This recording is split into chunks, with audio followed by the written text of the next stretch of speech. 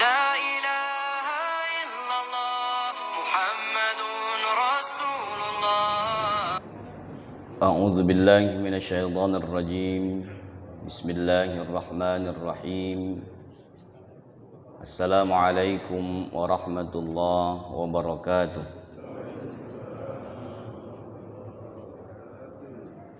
Alhamdulillah, alhamdulillahi rabbil alamin. Wassalatu wassalamu ala asyrafil anbiya'i wal mursalin, Sayyidina Muhammadin sayyidil mursalin, wa ala alihi wa sahbihi ajma'in. Amma ba'du. Bapak-bapak, ibu-ibu, jamaah salat subuh yang dirahmati oleh Allah Subhanahu wa taala. Alhamdulillah, kita selalu bersyukur kehadirat Allah Subhanahu wa taala atas segala limpahan keberkahannya kepada kita semua, sehingga kita masih dalam keadaan sehat walafiat, diberikan kesempatan untuk hadir, dan paling penting adalah masih dalam keadaan beriman dan Islam. Yang kedua, salawat dan salam senantiasa kita sanjungkan kepada contoh tauladan kita, Nabi besar Muhammadin sallallahu alaihi wasallam beserta keluarga, para sahabat, dan pada para pengikut-pengikutnya yang setia hingga akhir zaman. Bapak Ibu rahimakumullah, insyaallah pada kajian kita pagi hari ini kita berbicara tentang munajat. Menurut Syekhul Ali Jum'ah, bahwasanya munajat itu sababun listijabatid du'a, sebab diijabahnya dijawabnya doa kita. Sebagaimana Rasulullah sallallahu alaihi wasallam, beliau bermunajat kepada Rabb, kepada Allah Subhanahu wa taala, lailan wa naharan, siang dan malam. Munajat Nabi sallallahu alaihi wasallam kepada Allah Subhanahu wa taala. Nabi sudah mengajarkan kita kaifa na'bud Rabbana, bagaimana kita menyembah Allah, beribadah kepada Allah, bagaimana kita bermunajat kepada Allah Subhanahu wa taala. Karena munajat itu kalau diterjemahkan ke dalam bahasa kitanya, artinya ada permintaan yang lirih. Artinya kalau bahasanya adalah bahasa yang ramah, ringan. Ringan itu artinya kita memang benar-benar mengharap kepada Allah Subhanahu wa taala, itu munajat. Ya. Nah, itu yang disebut dengan munajat. Kalau kita selama ini mengetahui munajat itu adalah meminta. Tapi munajat di sini lebih sekadar meminta. Istilah memang keluar dari lisan kita yang di sana menunjukkan bahwa kita itu adalah makhluk yang lemah. Nah, maka ada beberapa rukunnya. Rukun munajat. Ada beberapa rukun munajat yang diajarkan di dalam agama ini. Apa itu yang pertama? Yang pertama dalam bermunajat kepada Allah Subhanahu wa taala, an nukhallisan niyyah lillah, keikhlasan kepada Allah Subhanahu wa taala. Ternyata munajat juga harus ikhlas. Kenapa? Kita ni kalau ini lagi menghadap Allah itu kadang-kadang tak juga ikhlas. Kenapa tak ikhlas itu? Terburu-buru, nak cepat selesai. Bagaimana keikhlasan itu muncul? Gitu kan? Bagaimana akan diijabah setiap apa yang kita pintakan kepada Allah. Nah, munajat ini seperti kita berdialog dengan Allah, seperti kita berbicara. Karena kalau kita minta itu Pak, pasti dialog awalnya pasti bagus, ramah. Sama kita ni kalau nak minjam duit, ya tak? Kalau nak minjam duit itu tak mungkin prolognya itu ganas, ya? Pasti baik, manis ucapannya, lembut omongannya. Itu kalau nak minjam. Nah, ganas itu kalau ditagih. Nah, itu kalau ditagih ganas dia. Tapi kalau nak minjam baik. Ya. Semua kebaikan yang muncul. Nah, inilah munajat kita kepada Allah juga demikian. Tapi syaratnya supaya munajat, karena sebab diterimanya doa itu adalah munajat. Nah, munajat ini ada rukunnya. Yang pertama adalah ikhlas. Ikhlas karena Allah Subhanahu wa taala. Kitalah hafal ayatnya dalam surah Al-Bayyinah. Ya, apa dalam surah Al-Bayyinah? Wa ma umiru illa liya'budullaha mukhlishina lahuddin. Tidak diperintahkan kita itu untuk menyembah kepada selain kepada Allah. Illa liya'budullah. Kecuali menyembah kepada Allah. Tapi dalam persembahan itu, dalam menyembah kepada Allah, beribadah kepada Allah Subhanahu wa taala, maka mukhlisin. Ya. Jadi kalau disebut namanya mukhlisin berarti orang-orang yang ikhlas. Nah, mukhlisinnya kepada siapa? Agama. Jadi dalam beragama itu harus ikhlas. Nah, munajat adalah masuk dalam agama. Amalan dalam beragama, maka harus ikhlas karena Allah Subhanahu wa taala. Ya. Harus ikhlas karena Allah Subhanahu wa taala. Dalam ayat lain katakan kul amara rabbi bil qisti wa aqimu wujuhakum inda kulli masjidin wad'uuhu mukhlishina lahuddin. Wad'uuhu mukhlishina lahuddin. Ya. Disuruh mukhlis lagi. Doa. Wad'uuhu mukhlisin, atau mengajak kepada Allah Subhanahu wa taala juga perlu dengan keikhlasan kepada Allah. Kalau kita tidak ikhlas, ya, kalau tidak ikhlas, maka akan menjadi seperti orang-orang yang munafik. Kalau hilang keikhlasan itu akan menyebabkan kita seperti orang yang munafikin. Apa orang-orang munafikin itu? Apa orang-orang yang munafikin? Dijelaskan dalam Al-Quran. Innal munafiqina yukhadi'una Allaha wa huwa khadi'uhum wa idza qamu ila sholati qamu kusala yura'una an-nasa wa la yadhkuruna Allaha illa qalila. Apa dalam ayat itu? Sesungguhnya orang-orang yang munafik itu dia mau membohongi, menipu Allah, tetapi sebenarnya ia membohongi dirinya sendiri. Apa cirinya? Idza qamu ila sholati qamu kusala.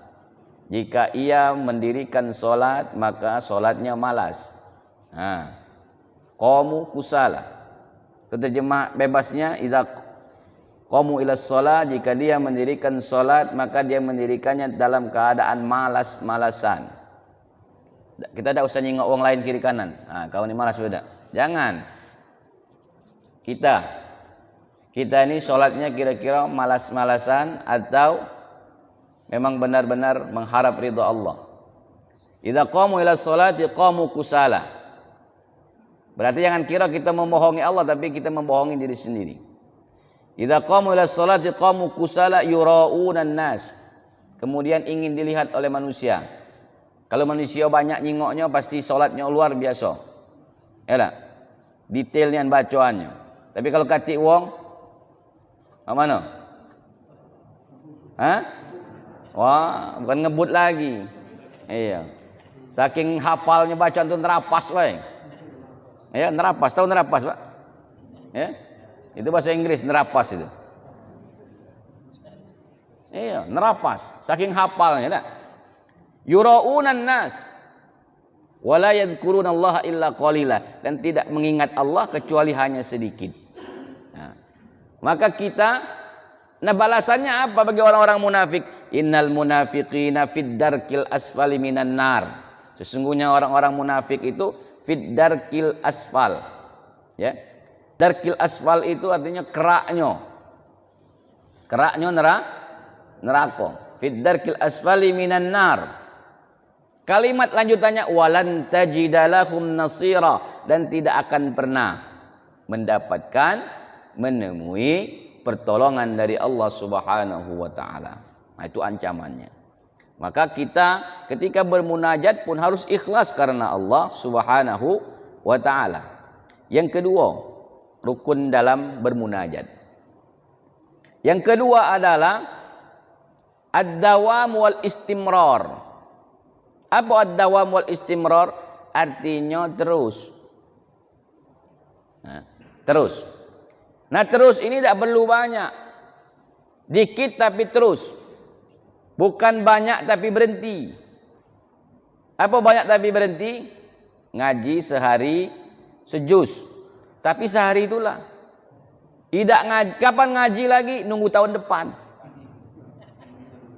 Iya. Kapan ngaji lagi? Kalau kaki Ramadan. Nah, Ramadan kan tadarus. Ya? Kapan Bu ngaji lagi? Kagik lah, nunggu Ramadan tahun depan kita ngaji lagi. Alangkah lamanya. Memang khatam. Tapi itulah setahun sekali. Ngajinya setahun sekali. Maka sedikit tapi terus. Tidak perlu banyak zikir nak beribu-ribu, tapi cuman sekali baik. Tidak perlu banyak zikirnya itu. Cukup dengan 33 kali saja. Subhanallah 33, Alhamdulillah 33, Allahu Akbar 33. Tapi terus. Ketimbang sudah baca 1000, terkepor. Nah, ada terkepor dah. Nah, itu bahasa Belanda, terkepor. Sudah itu kapan zikir lagi? Tidak keruan kapan. Nah, maka dalam agama, bahkan munajat ini juga al-istimrar wad dawam. Ya, terus. Apa bahasa Inggrisnya dan? Continue. Itu yang perlu itu ya. Maka dalam hadis Nabi kata adwamuha wa in qalla. Yang penting dia terus menerus continue walaupun ia sedikit. Ngaji walaupun 3 baris, 4 baris, tapi setiap hari. Ya, setiap hari. Duha walaupun 2 rakaat, 4 rakaat terus. Zikir walaupun cuma dapatnya makin 99 kali, tapi setiap saat, pagi dan petang, terus ia bacakan, terus ia lantunkan. Apalagi mengkaji agama, buku-buku agama, dikit-dikit baik baca. Tidak nak kamu jadi kiai lagi, tidak. Itu kan apa dibaca, apa keperluannya. Nah itu.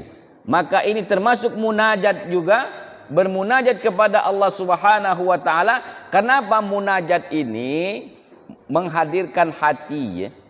Dalam bermunajat itu menghadirkan hati, bukan hanya sekadar kita mengadu dengan Allah, bukan hanya kita meminta kepada Allah secara lisan saja, tapi kalau dia lirih berarti masuknya mulai dari hatinya. Ini yang kedua. Berarti al-istimrar wad dawam. Al-istimrar wad dawam. Yang ketiga, maka perlu dengan mentadabburi ya. Mentadabburi apa yang ia munajatkan. Ya. Yang ketiga adalah mentadabburi.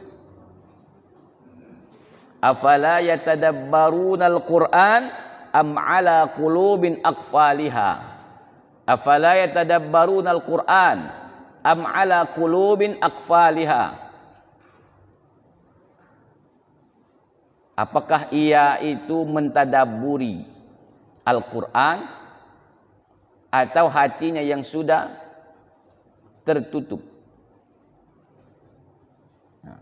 Jadi dalam bermunajat, tadaburi apa yang kita munajatkan kepada Allah, apa yang kita sampaikan kepada Allah Subhanahu wa taala. Berarti dari hati pasti masuknya ke sini, gitu kan? Seiring. Kalau dari sini biasanya cukup berhenti di sini, di mulut. Tapi kalau dari sini ke sini dan di sini, artinya semuanya bersatu. Bersatu terhadap apa yang kita munajatkan kepada Allah Subhanahu wa taala. Ternyata agama pun memberikan ajaran kepada kita untuk bermunajat. Termasuk munajat ini mentadaburi, memaknai apa yang kita pintakan, apa yang kita munajatkan, apa yang kita sampaikan kehadap Allah Subhanahu wa taala. Afala yatadabbarunal Qur'an. Afala yatadabbarunal Qur'an. Nah, itu yang ketiga, berarti perlu dengan tadabbur. Ditadaburi, dimaknai apa yang akan kita munajatkan. Apa yang kita munajatkan itu. Yang keempat. Apa yang keempat? Yang keempat adalah annaka tad'u rabbaka bima fi qalbika. Bahwa kita meminta kepada Allah, berdoa kepada Allah itu bima fi qalbika. Dari hati. Dari hati kita. Dari hati. Maka tadi kalau baca yang sebelum tadi yang tadabbur tadi, kalau baca apa yang nak kamu doa itu, selain kamu hafal bacaannya, harus tahu maknanya. Harus tahu maknanya. Sehingga baca menangis kita doa itu. Tapi kalau tak tahu maknanya, ya tadi hafal doa tahajud, hafal. Hafal doa duha, hafal. Tapi apa dia yang minta? Pokoknya hafal. Tidak tahu kan? Sehingga apa? Tidak mengena. Sehingga tidak mengena. Kita ni nak minta tak tahu. Minta apa tadi? Tak tahu apa dia minta. Ya kan? Lah iya. Maka banyak orang bisa menangis tapi bahasa Arab dia tak? Bagusnya memang bahasa Arab. Walaupun tidak disalahkan menggunakan bahasa Indonesia doa itu. Walaupun tidak disalahkan juga kita berdoa itu menggunakan bahasa kita masing-masing. Ya. Tidak disalahkan. Tapi baiknya memang berbahasa Arab. Kalau perlu memang yang diajarkan oleh Nabi SAW, doa-doanya itu. Maka ini disebut dengan doa al-ma'thur namanya. Kalau doa-doa yang diambil dari hadis Nabi, yang diambil dari Al-Quran, itu disebut dengan doa ma'thur. Doa yang ma'thur. Apa ma'thur itu? Sumbernya jelas. Tapi bukan berarti tidak boleh doa bahasa kita. Boleh bahasa kita. Kalau kita ngambil doa dari Nabi, yang pertama ikut sunnah Nabi, dapat. Gitu kan? Sunatnya dapat, doanya diajarkan pasti. Nah, setidaknya itu lebih kita apa namanya itu? Senang hati. Nah, tapi tidak tahu apa yang kita doakan.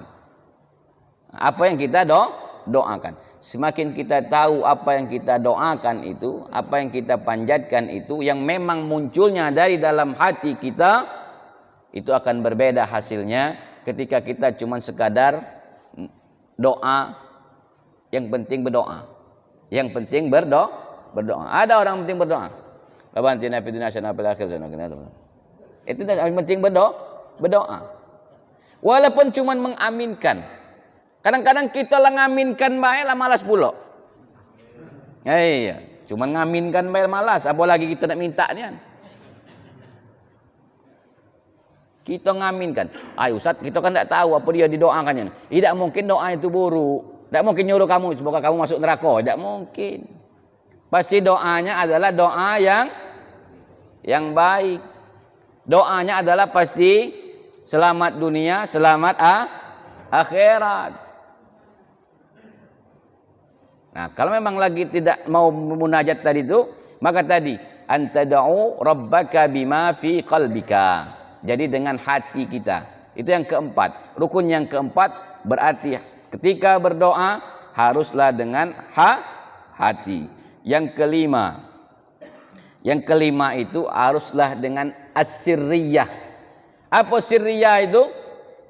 Bukan Syria, bukan. Sirriyah artinya kita ini diam-diam baik apa yang kita munajatkan ini. Ya. Tidak perlu nak disampaikan ke kiri kanan. Oh, aku tadi berdoa. Iya. Pokoknya ini dari jam berapa aku malam doa tu. Sirri. Kenapa? Kenapa itu harus sirri? Karena yang kamu pintakan itu bisa jadi itu aibmu yang kamu sampaikan kepada Allah. Ya. Yang kamu laporkan dengan Allah itu bisa jadi itu yang hanya kamu yang merasakannya. Hanya kamu yang merasakan. Maka dia harus sir. Diam-diam baik. Diam-diam baik. Tapi kita kadang-kadang tak ada ini, mulut ini. Nak ngomong tu lah. Sampaikan. Kadang tu belumlah terkabul doa tadi ya. Tapi lebih cerita. Oh ya aku siang malam berdoa. Iya, doa ke laki aku itu. Kalau dia sadar. Tak taunya dia ngatoi lah lakinya. Iya. Ngapo? Wah, laki aku tu semayang, kadang tidak. Iya. Iya, Bu. Cukup kamu baik. Cukup kamu baik. Doakan itu tu. Supaya laki tadi sadar. Karena memang bapak ni akan kurang agak lama sadarnya bapak memang. Tapi ibu-ibu sadar, tapi ngatoi pula ngatoi laki sama baik. Iya. Oi, menantu aku main-main ni cerita itu. Akhirnya apa? Apa yang dia doakan, apa yang dia pintakan, apa yang dia munajatkan tadi, yang seharusnya dalam rukunnya harus sirri, jangan diceritakan, jangan diinikan. Biarlah antara kamu dengan Allah Subhanahu wa taala yang mengetahui permasalahan itu. Hanya kita dengan Allah. Melas pelembang-pelembang ni tahu. Lagi kamu ini kamu nak marah ngomong-ngomong laki kamu kan? Iya bu, benernya laki kamu tanya memang jarangnya ke masjid. Nah, nak marah kamu lagi kan? Iya. Sama ibu itu ceritakannya pula dengan tetangga sebelah. Akhirnya sekomplek-komplek top ini tahu kalau laki kamu malas mayang. Akhirnya apa? Doa tadi bukannya dikabulkan tapi jadi pembicara, maka jadi sirri.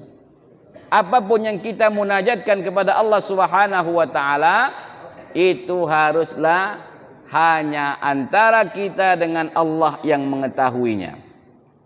Kaitannya kita dengan Allah Subhanahu wa taala. Jangan disampaikan kalau kiri kanan, ya.